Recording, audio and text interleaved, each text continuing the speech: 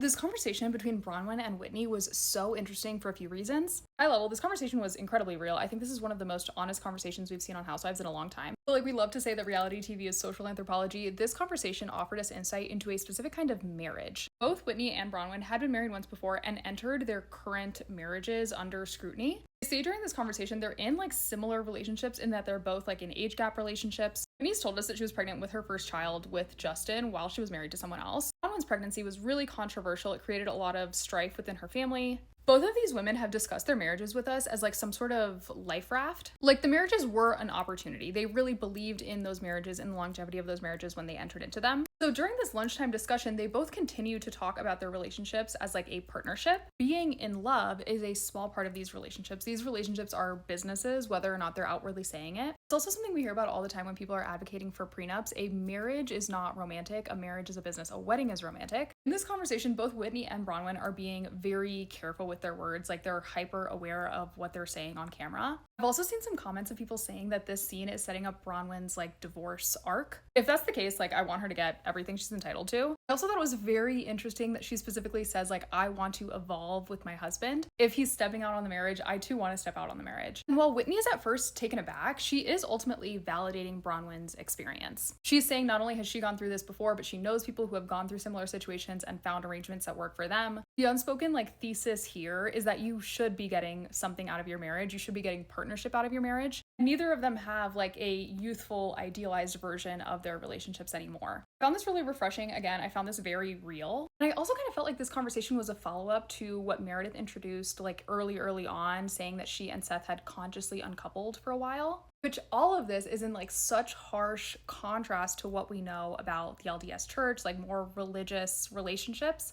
That was also kind of said in this scene. I think it was Bronwyn who said, I feel like we're both pretty far out from the church at this point. The evolved thinking from those religious upbringings that they have both gotten to is that like the sanctity of marriage is not in the romantic aspect, but rather in the partnership.